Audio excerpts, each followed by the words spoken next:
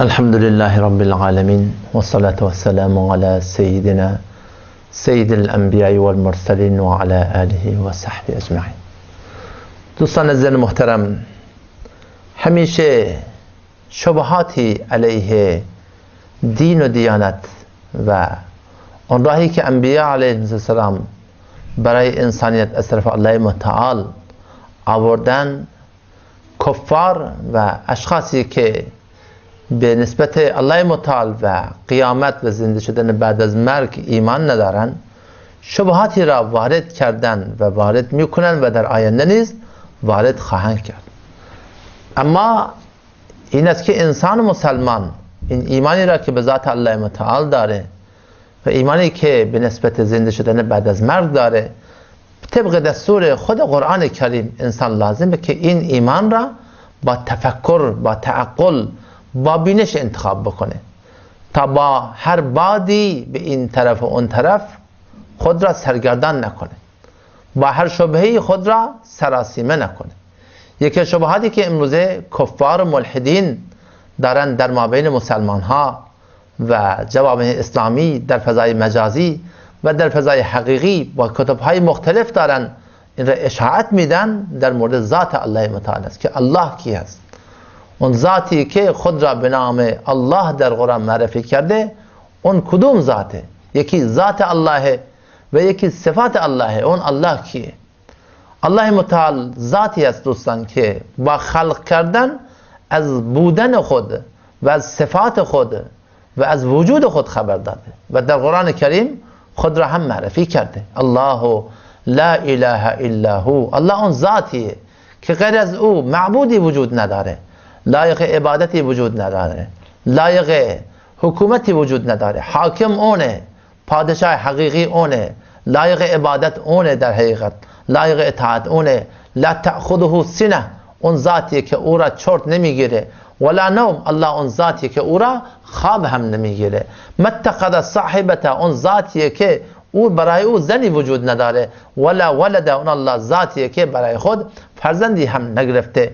یطعم، تمام جهانیان را او میخوراند، ولا یطعم، اون الله خورانده نمیشه، ولا یطعم، اون الله خود نمیخوره. ذاتی که لا تدرک الابصار، چشمها او را نمیتوانند ببینن، و هو یدرک الابصار، اما اون الله ذاتی هست که چشمها را میبینه. من لا تراه العیون، ذاتی که چشمها را او را نمیتونن ببینن. ولا تخالطه الظنون، از عقل و فهم و وهم و گمان بالاتر هست. ولا یصفه الواصفون، وصف کنندگان، تعریف کنندگان نمیتونن حقیقت و کنه ذات مقدس را تعریف بکنن. ولا تغیر حوادث، اتفاقاتی که در دنیا میفته برای اون ذات مقدس هیچ مشکلی را به بار نمیاره. ولا تغیر حوادث ولا یغش الدوائر، انقلاباتی که در دنیا میشه، مشکلاتی که در دنیا به وجود میاد، اون ذات مقدس را هرگز نمیترسانه. ذاتی که لا شریک له ولا مدیر له ولا نظیر له ولا ند له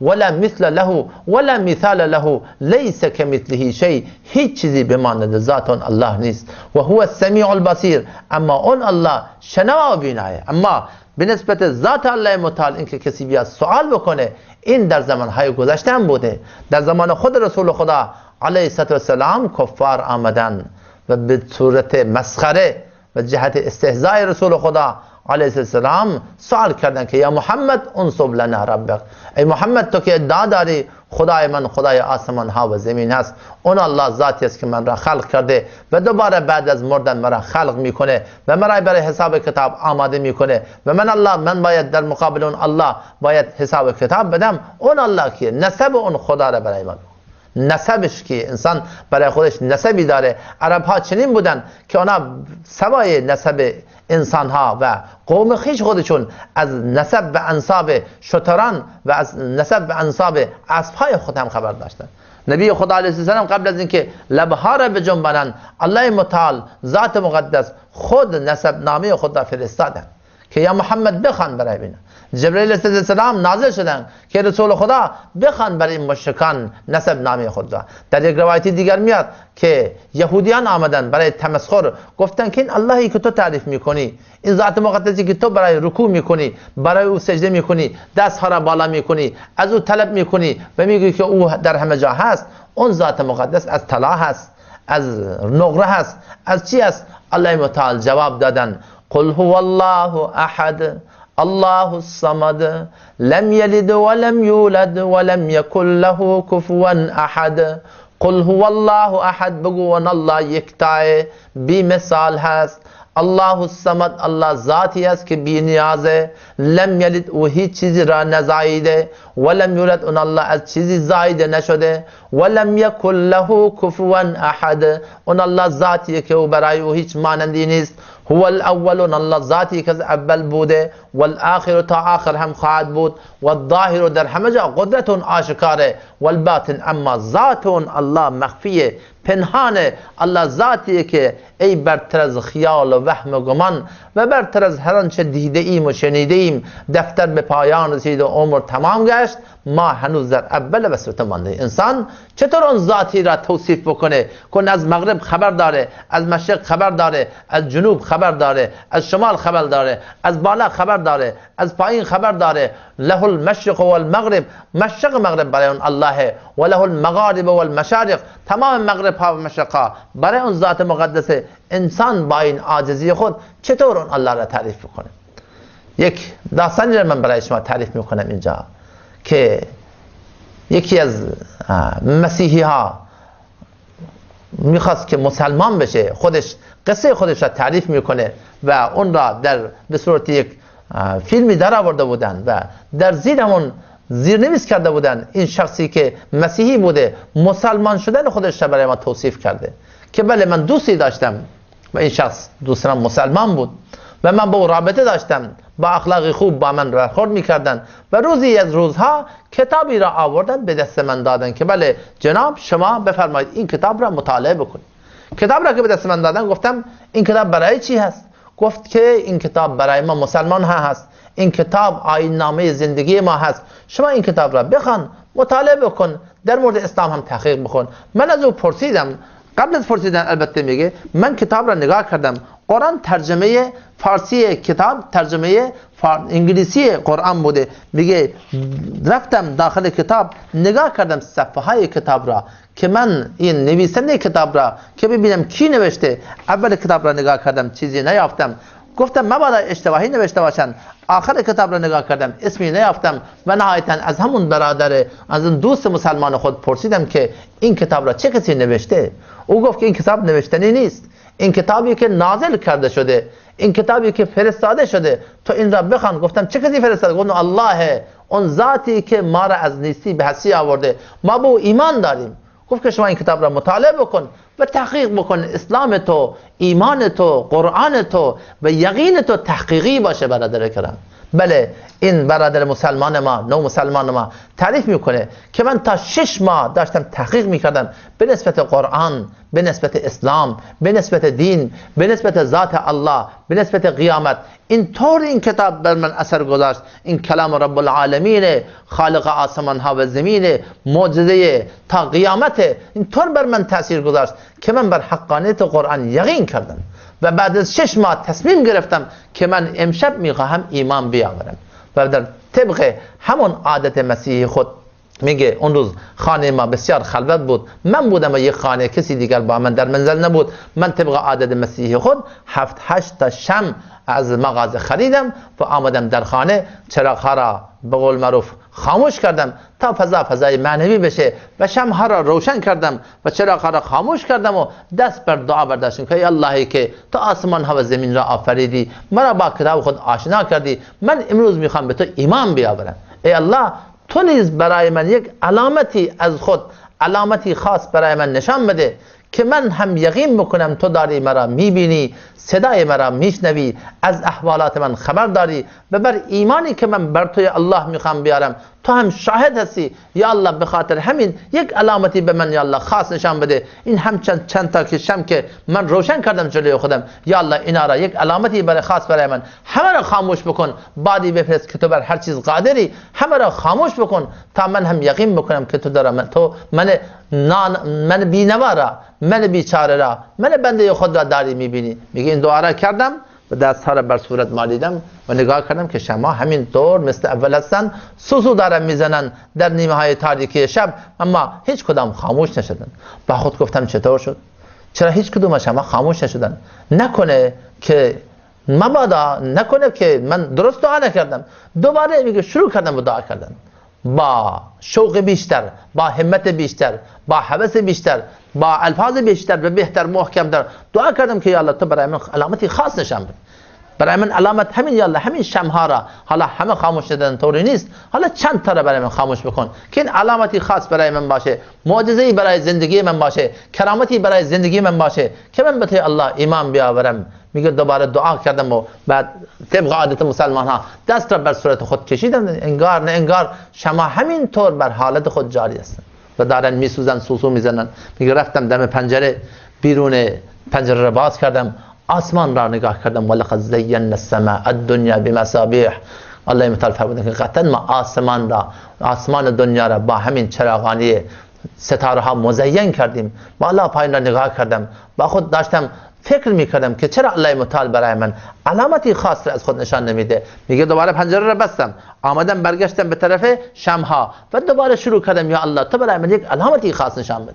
این آخرین دعای من هست، یا الله من از تو خواستم تو برای من کرامتی، برای من معجزه‌ای، این علامتی خاص برای زندگی من باشه که من به الله میخوام ایمان بیارم. همین طور دست‌ها رو بر صورت دوباره کشیدم، دیدم که نه خیر، هیچ فرقی تغییری وجود نیامده، شما همین طور دارن میسوزن که ناگهان در دلم چیزی معنایی را القا کردن که برای انسان لمت الملک هست و لمت الشیطان هست. انسان را شیطان هم وسوسه میکنه و فرشته هم برای انسان الهام میکنه کارهای خیر را از جانب الله متعال. میگه چیزی در دلم القا کرد که تو قرآن را بخوان، تو که اینقدر دنبال دلیل میگردی، دنبال یک نشانه میگردی که الله متعال کاملا یقین میکنی و بر او ایمان بیاوری، تو قرآن را بخوان. میگه ناگهان قرآن را برداشتم و همین طور باز کردم، دیدم که بله آیه قرآن آمده إن في خلق السماوات والأرض واختلاف الليل والنهار والفلك التي تجري في البحر بما ينفع الناس وما أنزل الله من السماء من ماء فأحيا به الأرض بعد موتها وبث فيها من كل دابة وتسريف الرياح والسحاب المسخر بين السماء والأرض لآيات لقوم يعقلون. وقتی میگه این آیت را خواندم، اینطور خود را انداختم به زمین، سجده کردم برای الله متعال، گریه کردم که الله من بر تو ایمان آوردم، یا الله تو مرا ثابت قدم بگردان. آیه قرآن چی میگه؟ تو دنبال یک علامتی که شمها خاموش بشن، الله متعال قرآن را برای ما فرستاده برای ایمان آوردن به ذات خود. ببین قرآن چی میگه؟ ان فی خلق السماوات والارض، بیشک در خلقت آسمان ها و زمین، و اختلاف اللیل و النهار، در این رفتن و آمدن پشت سر شب و روز، و ما انزل الله من السماء والفلك التي تجري في البحر بما ينفع الناس، اون کشتی هایی که در دریاها، کشتی های بزرگ و کوچیکی که دریاها برای فایده دادن آدم ها دارن میآیند و میروند. و ما انزل الله من السماء، در اون آبی که الله متعال از آسمان نازل میکنه، فاحیا به الارض بعد موتها، به وسیله همون آب زمین مرده را، زمین را بعد از مردن زنده میکنه. و بث فیها من کل دابه، اینکه الله متعال جاندارهای مختلف را در کل کره زمین پخش کرده. و بث فیها من کل دابه و تصریف الریاح، در گردانیدن بادها که بادها از هر جهتی میوزن. و تصریف الریاح و السحاب المسخر بین السماء والارض، در اینکه این ابرها ما بین آسمان و زمین مسخر هستند. لآیات لقوم یعقلون، برای اون کسانی که تفکر میکنن، عقل میکنن، عقل خود را به کار میاندازن بیندازن. نشانه های بسیار زیادی است برای آن کسانی که به ذات الله متعال، به توحید الله متعال ایمان بیاورند. بگیم اینطور من خود را انداختم بر روی زمین، سجده کردم برای ذات الله که برای الله تو از همه چیز خبرداری و همه هفت آسمان زمین اینها همه دارن از تو حکایت میکنن. لذا دوستان، الله اون ذاتیه که خود ما را آفریده و خود را برای ما تعریف کرد. اون الله ذاتیه که هر کجا را نگاه کنی او را و قدرت او را میشه ببینی. ذاتی که خود در قرآن برای ما فیصله کرده که ولا یحیطون به علم شما و فهم شما و گمان شما، اون الله از این چیزها بالاتر هست. اون چطور ذاتیه؟ تو خود فکر کن که از مغرب خبر داره، از مشرق خبر داره، از جنوب خبر داره، از شمال خبر داره، از بالا خبر داره، از پایین خبر داره. اون چطور ذاتی است که قابل وصف باشه؟ یولج اللیل فی النهار، شب را در روز داخل میکنه و یولج النهار فی اللیل، روز را در شب داخل میکنه. یخرج الحی من المیت، از تخم مرغ مرده، از نطفه مرده، از دانه های مرده زنده را بیرون میکنه. و مخرج المیت من الحی، و مرده را، تخم مرغ مرده را از مرغ زنده و دانه های مرده را از خربزه زنده و همینطور نطفه های مرده را از انسان زنده. اون الله و مخرج المیت من الحی، کننده این کارها کیه؟ ذالکم الله، کننده این کارها اون الله برادران کرام.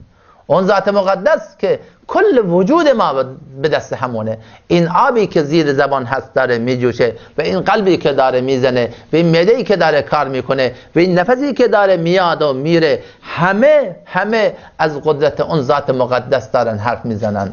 اما اون ذات مقدس خود ذاتی هست که انسان با این عقل و فکر و گمان خودش نمیتونه رو درک بکنه. همین شما تصور بکنین، همین خورشیدی که در بالا سر ما قرار داره و این تحقیق علما هست که در طبقه چهارم آسمان هست و این خورشید 1,300,000 برابر این کره زمینه. فکر کن 1,300,000 انسان فقط بخواد 1 2 3 4 5 6 7 8 1,300,000 انسان اگر بخواد بشماره، انسان خسته میکنه، درمانده میکنه. اون ذاتی که این خورشید به این عظمت را که 1,300,000 برابر کره زمین، یعنی قرار که 1,300,000 برابر کره زمین بغل هم بگذاریم تا این خورشید کوچک بشه. حالا همین خورشید کوچک را که الله متعال در مورد ذات قدرت خودش فرموده و هو الذی جعل الشمس ضیاء، اون الله ذاتیه که این خورشید را تابان کرده، این خورشید را درخشان کرده. و القمر نورا، ماه را تابان کرده. و قدره منازل، ماه را کوچک بزرگ اون الله میکنه. اون ذاتی که برای همین نور خورشید از نور خودش نور داده، این نور خورشید برای ما قابل نگاه کردن نیست. پس چطور اون ذات مقدس خود با عقل فکر و وهم و گمان انسانی قابل شناخت باشه؟ بله، الله متعال را در قدرتش باید دید برادر مسلمان.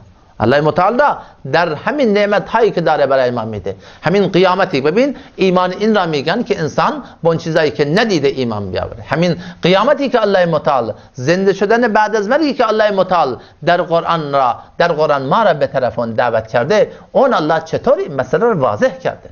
یا ایها الناس ان کنتم فی ریب من البعث، ای انسان ها جنات خوب گوش کنین، اگر شما در کوچکترین شکی از این هستین که ما شما را دوباره زنده میکنیم یا نمیکنیم، الله تعالی فرمودن خوب فکر کنین، با تفکر با تعقل بیاین جلو. خوب فکر کنین که اون ذات ما چطور ذاتی است که ما شما را به ایمان آوردن به خود و به زنده شدن بعد از مرگ و به ملاقات خود داریم دعوت میدیم. انسان ها ان کنتم فی ریب من البعث، اگر شما کوچکترین شکی در این مورد دارین که ما شما را دوباره زنده میکنیم، الله متعال هشدار دادن، الله متعال دعوت دادن، الله متعال دارن انسان را به تفکر میخوانن که تو فکر کن به نسبت خلقت خودت که چطور خلق شدی. فلینظر الانسان مما خلق، انسان نگاه کند که از چه چیزی آفریده شده. اگر میخواد به قیامت ایمان بیاره، اگر میخواد به زندگی بعد از مرگ ایمان بیاره، اگر میخواد به نسبت ذات الله متعال یقین میکنه، فلینظر الانسان مما خلق، انسان نگاه کنه که از چه چیزی آفریده شده. خلق من ماء دافق، اون انسان آفریده شده از آبی جهنده. اون آب از کجا خارج میشه؟ یخرج من بین الصلب و الترائب، اون آب خارج میشه از میان کمر مرد و از میان سینه زن. این مثال برای چیه؟ برای اینه برادران و خواهران گرامی که انسان یقین بکنه انه علی رجعه لقادر، بیشک اون ذات مقدس قادر بر این است که انسان را دوباره زنده بکنه. لذا اون الله خالق ماست، اون الله مالک ماست، اون الله رازق ماست، اون ذاتی است که همه جا هست و ما را داره میبینه و قدرت اون چنان ذات چنان هست که فاینما تولوا فتم وجه الله، شما به هر طرف که رو کنین اون ذات مقدس در مقابل ما قرار داره. نبی خدا فرمودن که شما وقتی نماز میخوانین به طرف قبله، به طرفی که دارین نماز میخوان به طرف قبله شما توف نکنین که ذات الله اونجا وجود داره. اون ذات چنان ذاتیه که برتر از وهم و خیال و گمان هست. ما به اون الله ایمان آوردیم، به ملاقات اون الله ایمان آوردیم. لذا دوستان بر این ایمان خود پایدار باشیم و قرآن را بخوانیم، با تفکر بخوانیم، با تعقل بخوانیم. قرآن را الله متعال برای همین نازل کرده. الله متعال ما را در ایمان خودمون ثابت قدم بگردانه و دیگر دوستان خود را به طرف اسلام حقیقی ما باید با شناخت کامل، با معرفت کامل دعوت بدیم. الله متعال به همه توفیق بده و السلام علیکم و رحمت الله و برکاته.